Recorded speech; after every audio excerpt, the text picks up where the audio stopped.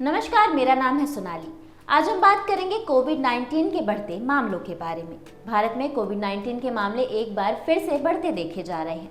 आइए ताज़ा आंकड़ों और ज़रूरी सावधानियों पर एक नज़र डालते हैं। अब सबसे पहले जानते हैं क्या भारत में कोरोना वायरस के केस बढ़ रहे हैं।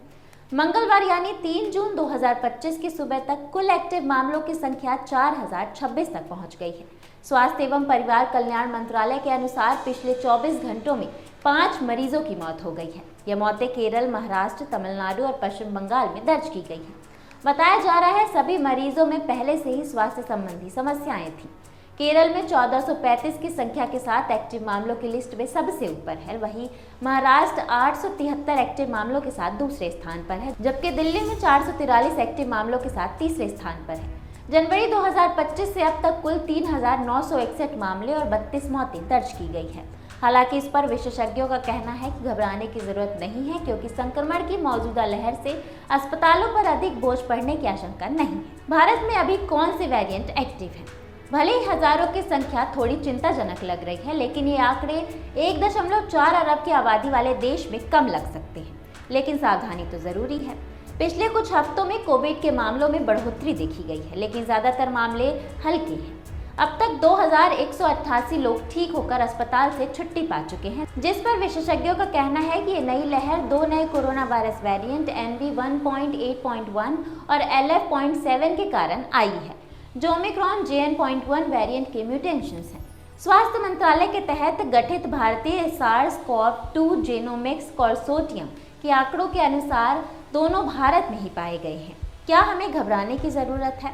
उत्तर प्रदेश के प्रयागराज में मोतीलाल नेहरू संयुक्त अस्पताल के मुख्य अधीक्षक डॉक्टर SK चौधरी ने न्यूज एजेंसी IANS को बताया कि कोविड के मामले फिर से पॉजिटिव आ रहे हैं, लेकिन घबराने की जरूरत बिल्कुल भी नहीं है। ये JN.1 वेरिएंट के कारण है जो फिर से सामने आ रहा है। अब जानते हैं कोरोना वायरस के NV.1, .8.1 और LF.7 JN.1 वेरिएंट क्या है। पहले आपको समझना होगा कि वेरिएंट का मतलब क्या होता है। कोई भी वायरस फैलने के लिए किसी होस्ट, चाहे वो इंसान हो या जानवर, को संक्रमित करता है और वह अपनी बहुत सारी कॉपी बनाता है। इस तरह जब कोई वायरस अपनी कॉपी बनाता है तो वह हमेशा अपनी एक सटीक कॉपी तैयार करने में सक्षम नहीं होता है। समय के साथ यह वायरस अपने जीन सीक्वेंस, जीन किस तरह से लाइन में लगे हैं, इस तरह में थोड़ा अलग होना शुरू कर सकता है। इस प्रक्रिया के दौरान उस वायरस के जीन सीक्वेंस में किसी भी बदलाव को म्यूटेशंस के रूप में जाना जाता है। इन नए म्यूटेशंस वाले वायरस को ही वेरिएंट कहा जाता है। वेरिएंट एक या एक से अधिक म्यूटेशन से भिन्न हो सकते हैं।